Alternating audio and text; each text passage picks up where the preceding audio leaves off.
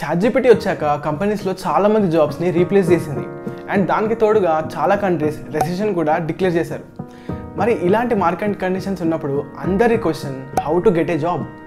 But ఈ AI models వచ్చాక ఆ క్వశ్చనే మారిపోయింది, how to get a job and secure it from AI. ఇలాంటి మార్కెట్ కండిషన్స్లో ట్రెడిషనల్గా ప్రిపేర్ అయితే సరిపోదు. ChatGPT, జెమినై లాంటి ఏఐ మోడల్స్ వచ్చాక బేసిక్ లెవెల్ ప్రోగ్రామర్స్ నీడ్ అనేది పోయింది. కానీ కొందరి ప్రోగ్రామర్స్ జాబ్స్ అస్సలు రీప్లేస్ చేయలేకపోయింది. వై? అండ్ మనం అలాంటి ఇర్రీప్లేసబుల్ ప్రోగ్రామర్స్ అవ్వాలంటే ఏం చేయాలో ఈ వీడియోలో చూద్దాం. ఈ వీడియోలో ఒక స్టూడెంట్ అయినా, ఒక గ్రాడ్యుయేట్ అయినా, ఒక వర్కింగ్కి రెడీగా ఉన్న ఒక ప్రొఫెషనల్ అయినా ప్రోగ్రామింగ్ ఎలా నేర్చుకోవాలో డీటెయిల్డ్గా చూద్దాం. సో వీడియోలో ముందుగా ఏఐ రీప్లేస్ చేయలేని ప్రోగ్రామర్స్ ఎలా అవ్వాలో చూద్దాం. ఆ తర్వాత 3 స్టేజెస్లో బిగినర్, ఇంటర్మీడియట్ అండ్ అడ్వాన్స్డ్గా ప్రోగ్రామింగ్ రోడ్ మ్యాప్ని డీటెయిల్డ్గా చూద్దాం. Let's dive in. ఆర్టిఫిషియల్ ఇంటెలిజెన్స్ని బీట్ చేయడం చాలా సింపుల్. ఏంటి? ఒక హ్యూమన్ టచ్ని యాడ్ చేయాలి. Like creative thinking and future వచ్చే ప్రాబ్లమ్స్ని ప్రిడిక్ట్ చేయడం. ఇలాంటివి ఏఐ అనేది చేయలేదు. And moreover AI is not conscious like humans. మనం మోర్ ఓవర్గా భయపడాల్సింది ఏజీఐకి. AGI stands for artificial general intelligence. ఇక్కడ ఇది ఒక theoretical concept where machines get conscious. మీకు సింపుల్గా ఎగ్జాంపుల్ చెప్పాలంటే తెలుగు మూవీలో మనం చూసుంటారు రోబో. ఆ మూవీలో ఒక లైట్నింగ్ హిట్ అవుతుంది రోబోకి. సో ఆ లైట్నింగ్ హిట్ అవ్వక ముందుది ఏఐ, లైట్నింగ్ హిట్ అయిన తర్వాత అది ఏజీఐ. ఆ లైట్నింగ్ హిట్ అయిన తర్వాత ఆ రోబోకి human feelings, human values and తన డిసిజన్స్ తను తీసుకునే కాన్సెప్ట్స్ అనేవి వచ్చేసాయి. మన మూవీలో చూస్తుంటారు కదా, టర్మినేటర్ లాంటివి మూవీస్లో. సో అలాంటి కాన్షియస్నెస్ వచ్చినప్పుడు మనం మెషిన్స్కి భయపడాలి. కానీ ఇప్పుడున్న టెక్ మొత్తం ముందు ఏఐ అంటే ఆ ఏఐలో చూస్తారు కదా, చెప్పిన పని చెప్పినట్టే చేస్తుంది అనమాట. సో అంతకు మించి దానికి ఇంకేం తెలియదు. అండ్ మనకి ఇప్పుడున్న టెక్ కూడా అదే. అండ్ ఇంకొక మేజర్ డిఫరెన్స్ వచ్చేసి ఫ్యూచర్ని ప్రిడిక్ట్ చేయడం. అంటే మొత్తం ఫ్యూచర్ ప్రిడిక్ట్ చేసామని కాదు, కానీ ఏదైనా ఒక ప్రోడక్ట్ డివైస్ చేసి మనం డిప్లాయ్మెంట్ చేసాం. ఇప్పుడు ఒక ప్రోడక్ట్ని డిప్లాయ్ చేసిన తర్వాత ఫ్యూచర్లో ఏం ప్రాబ్లమ్స్ రాగలుగుతాయి అంటే దానికి తగ్గట్టుగా మనం మెజర్స్ ఏం తీసుకోవాలని ఒక ఏఐ కానీ ఒక చాట్బోట్ కానీ తీసుకోగలుగుతుందా? మీకు ఇంకా ఈ ఏఐ గురించి ఇంకా తెలుసుకోవాలి, ఈ జాబ్ రేట్ ఎంత ఉందో తెలుసుకోవాలనుకుంటే ఈ వీడియోలో మేము మిత్ 2లో క్లియర్గా real time example ChatGPT and other AI మోడల్స్ని అసలు అవి ఎక్కడ ఫెయిల్ అవుతాయో సింపుల్గా అర్థమయ్యేలాగా చెప్పాం. So do check it out. ఇందాక మనం కొన్ని స్కిల్స్ గురించి మాట్లాడుకున్నాం, హ్యూమన్స్కి ఉండే స్కిల్స్. అవే creative thinking, adapting rapid changes to factors and లాస్ట్కి వచ్చేసి లీడర్షిప్. ఈ 3 థింగ్స్ని ఒక మెషిన్ అనేది రెప్లికేట్ ఎప్పటికీ చేయలేదు. సో మనం ఈ 3 థింగ్స్ని మనం స్ట్రాంగ్ పాయింట్ లాగా పెట్టుకుంటే ఒక మెషిన్ మనల్ని ఎప్పటికీ రీప్లేస్ చేయలేదు. మీరే ఆలోచించండి, ఫర్ సపోజ్ ఒక మెషిన్ చేసే సేమ్ టాస్క్ని మనము చేస్తున్నామంటే ఖచ్చితంగా ఆ మెషిన్ అనేది మనల్ని రీప్లేస్ చేస్తుంది. సో మనం మన జాబ్ని ఏఐ నుంచి ఎలా సెక్యూర్ చేసుకోవాలో తెలుసుకున్నాం. సో ఇప్పుడు అసలైన రోడ్ మ్యాప్ని స్టార్ట్ చేద్దాం. ఫస్ట్ బిగినర్స్ గురించి మాట్లాడుకుందాం. మీకు ఇనీషియల్గా కంప్యూటర్ ఎలా వర్క్ అవుతుంది అండ్ కంప్యూటర్ కాంపోనెంట్స్ ఈచ్ అదర్తో ఎలా కమ్యూనికేట్ అవుతాయో తెలుసుకోవాలి. కంప్యూటర్ 3 లెవెల్స్లో వర్క్ అవుతుంది: hardware level, operating system level and user level. మనము ఈ 3 లెవెల్స్ గురించి డిస్కస్ చేద్దాం. And in detailed explanation videos లింక్స్ని డిస్క్రిప్షన్లో ఇస్తాను. ముందుగా హార్డ్వేర్ లెవెల్లో complete electronic and circuit related task అన్నీ జరుగుతాయి. ఒక విధంగా చెప్పాలంటే కంప్యూటర్కి ఇచ్చే టాస్క్ కంప్లీట్గా ఈ లెవెల్లో కంప్లీట్ అయిపోతుంది. కానీ మరి మిగతా 2 లెవెల్స్ ఎందుకు అంటే మనకు అర్థం అవ్వడానికి యాజ్ ఎ యూజర్. ఒక టాస్క్ కంప్లీట్ చేసిన తర్వాత అవుట్పుట్ ఒక హార్డ్వేర్ లెవెల్లోనే స్టోర్ అయ్యి ఉంది, ఒక ర్యామ్లో రీడ్ చేసుకోవాలంటే ఎవ్రీ హ్యూమన్కి పాసిబుల్ అవ్వదు. సో అందుకే మిగతా 2 లెవెల్స్ని యూజర్ కన్వీనియన్స్ కోసం క్రియేట్ చేశారు. ఒక యూజర్ లెవెల్లో కంప్లీట్గా ఒక యూజర్కి ఈజీగా కంఫర్టబుల్గా ఉండేలాగా ఉంటుంది, like icons, animation, graphics, text etcetera. So that ఒక టాస్క్ని హ్యూమన్ కంప్యూటర్కి అర్థమయ్యేలాగా చెప్పడానికి మనం యూజర్ లెవెల్లో కంప్యూటర్తో చాలా విధాలుగా కమ్యూనికేట్ అవుతాం. ఫర్ ఎగ్జాంపుల్ ఒక అప్లికేషన్ తీసుకోండి, క్యాలిక్యులేటర్ అప్లికేషన్కి మనం ఇచ్చే ఈక్వేషన్స్ ఏవైతే ఉంటాయో అవి యూజర్కి అర్థమయ్యేలాగా 4 అని యానిమేటెడ్గా టెక్స్ట్ ఫార్మాట్, గ్రాఫిక్స్ ఫార్మాట్లో ఉంటాయి. కానీ at the bottom level computer ఒక హార్డ్వేర్ లెవెల్లో యాడర్ సబ్ట్రాక్టర్లో యాడ్ చేస్తుంది. సో ఒక యాడర్ సబ్ట్రాక్టర్లో యాడ్ చేసిన అవుట్పుట్ని యూజర్ ప్రతిసారి చూడలేదు కాబట్టి ఒక అప్లికేషన్ ఇంటర్ఫేస్ అని క్రియేట్ చేస్తారనమాట. అంటే మనకు ప్రాబ్లం వస్తుంది. ఏంటిది? ఒక హార్డ్వేర్ ఒక యూజర్ ఎలా కమ్యూనికేట్ అవుతాడు? సో అందుకే ఇక్కడ ఆపరేటింగ్ సిస్టమ్ అనే కాన్సెప్ట్ తీసుకొచ్చారు. సో దట్ ఆపరేటింగ్ సిస్టమ్ అనేది ఒక యూజర్ లెవెల్కి అండ్ హార్డ్వేర్ లెవెల్కి ఒక బ్రిడ్జ్ లాగా పనిచేస్తారు. ఇప్పుడు నేను మీకు ఈ లెవెల్స్ గురించి లేమన్ టర్మ్స్లో ఎక్స్ప్లెయిన్ చేసిన, కానీ ఈ టాపిక్స్ చాలా ఇంపార్టెంట్. ఈ టాపిక్స్ గురించి తెలుసుకోకుండా కోడింగ్కి వెళ్తే మనం కోడ్ని ఎఫిషియెంట్గా ఎలా రాయాలో తెలియదు. మనం కోడ్ ఎఫిషియన్సీని only in terms of software చూడడం స్టార్ట్ చేస్తాం. కానీ కోడ్ ఎగ్జిక్యూషన్ అయ్యేది సాఫ్ట్వేర్లో కాదు, ఒక హార్డ్వేర్ లెవెల్కి వెళ్ళి ఎగ్జిక్యూట్ అవుతుంది. సో మనం కోడ్ ఎఫిషియెంట్గా అంటే ఒక హార్డ్వేర్ కంపాటబుల్, ఒక హార్డ్వేర్కి ఈజీగా ఎగ్జిక్యూటబుల్ అయ్యే స్టేట్మెంట్స్ లాగా ఉంటే అప్పుడు కోడింగ్ని ఎఫిషియెంట్ అంటారు. ఇప్పుడు మనం చూసిన ఈ 3 టాపిక్స్కి సంబంధించిన ఇన్ డీటెయిల్ వీడియోస్ని, లింక్స్ని బిగినర్ అనే హెడ్లైన్ కింద ట్యాగ్ చేసి ఉంటాం.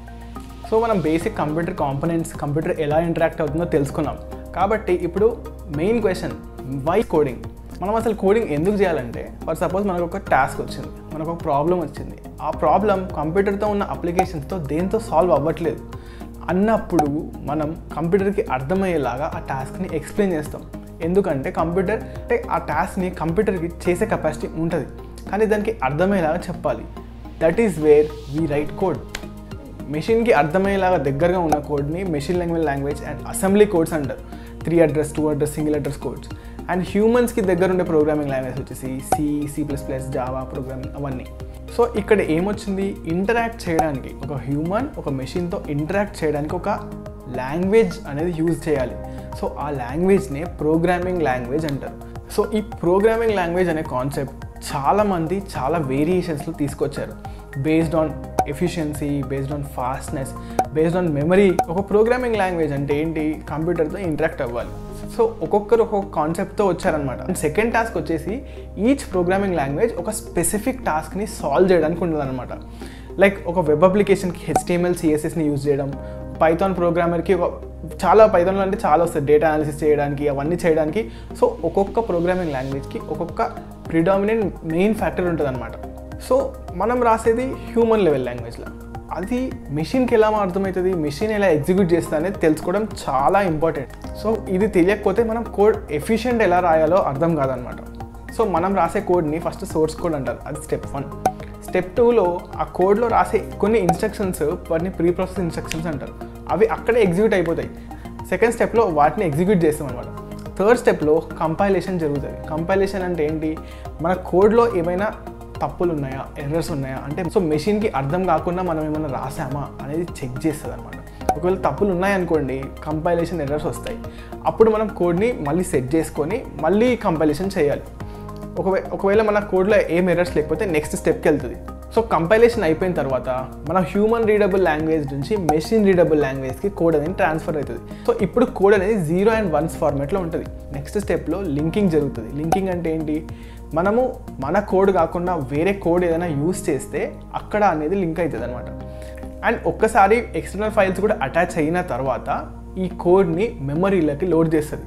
సేమ్ హ్యూమన్స్ లాగే మనం ఒక టాస్క్ చేయాలంటే ఫస్ట్ మనం బ్రెయిన్లో ఎట్లయితే అనుకుంటామో, CPU కూడా ఒక టాస్క్ చేయాలంటే ఫస్ట్ దాని మెమరీలోకి అది లోడ్ అవ్వాలి.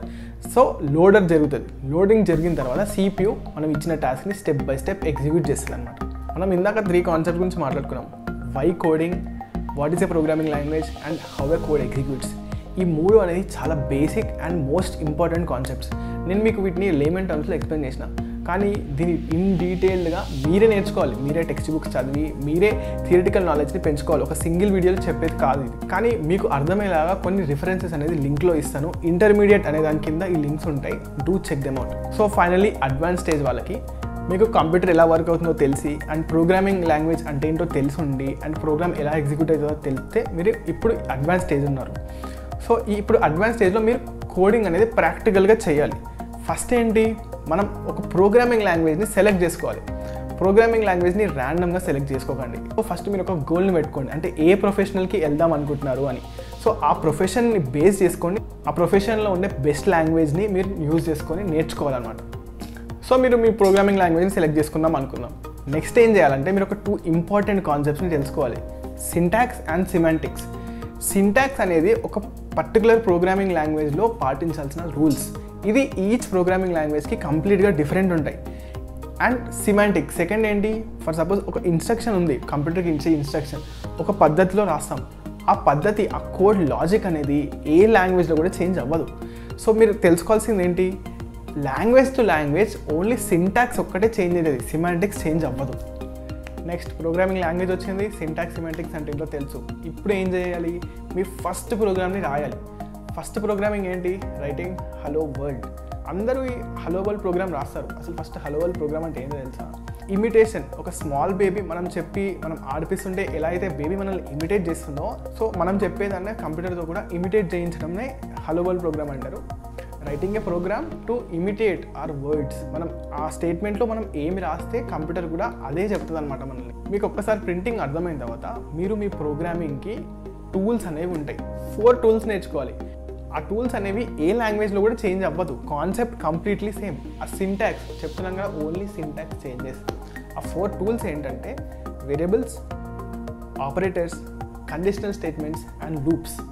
ఈ 4 కాన్సెప్ట్స్ అనేవి ఏ లాంగ్వేజ్లో కూడా చేంజ్ అవ్వవు. వాటిని యూజ్ చేసుకొని మనం ప్రోగ్రామ్స్ అనేవి రాస్తాం. సో ఈ 4 కాన్సెప్ట్ని ఎక్స్ప్లెయిన్ చేసే వీడియోస్, బెస్ట్ రెఫరెన్స్ వెబ్సైట్స్ ఇందులో కింద డిస్క్రిప్షన్లో ఉంటాయి, ఖచ్చితంగా చూడండి. ఎందుకు చెప్తున్నానంటే ఈ 4 మీరు యూజ్ చేయడం వస్తే మీరు ఏ ప్రోగ్రామింగ్ లాంగ్వేజ్ లాజిక్నైనా రాయగలుగుతారు. ఈ బేసిక్ 4 టూల్స్ వాడడం రాకపోతేనే మీరు కోడ్ రాయడంలో ఇబ్బంది పడతారు అనమాట. సో మీరు ఇక్కడ దాకా మీ రోడ్ మ్యాప్ జర్నీని కంప్లీట్ చేసుకుంటే మీకు థియరిటికల్ కాన్సెప్ట్స్ అండ్ ఏం నేర్చుకోవాలి అండ్ ప్రోగ్రామ్ ప్రాక్టికల్ కాన్సెప్ట్స్ వచ్చాయి. సో ఇప్పుడు నెక్స్ట్ స్టెప్ ఏంటంటే ప్రాక్టీస్. ఈ ప్రాక్టీస్ స్టెప్ని ఎవ్వరూ ఇలా చేయాలి అలా చేయాలని ఎవ్వరూ కూడా బ్లూ ప్రింట్ వేసి ఇవ్వలేరు. ఎందుకంటే ఒక్కొక్కరు ఒక్కొక్కలాగా నేర్చుకుంటారు. కొంతమంది హిట్ అండ్ ట్రయల్లో నేర్చుకుంటారు, కొంతమంది సింగిల్ గోల్ అని కొట్టేస్తారు. మీ coding knowledge and logical thinking ఎంత స్ట్రాంగ్ ఉందో దాన్ని బట్టి మీరు ఆ ప్రోగ్రామింగ్ క్వశ్చన్స్ అనేవి సాల్వ్ చేస్తారు. మీరు ఈ క్వశ్చన్స్ అనేవి HackerRank, LeetCode and కోడ్ షెఫ్లో ఫస్ట్ ఈజీ ప్రాబ్లమ్స్ అన్నిటిని సాల్వ్ చేసుకోండి. ఈజీ ప్రాబ్లమ్ని సాల్వ్ చేస్తే ఏమైతుందంటే మీకు కొంచెం కాన్ఫిడెన్స్ వస్తుంది.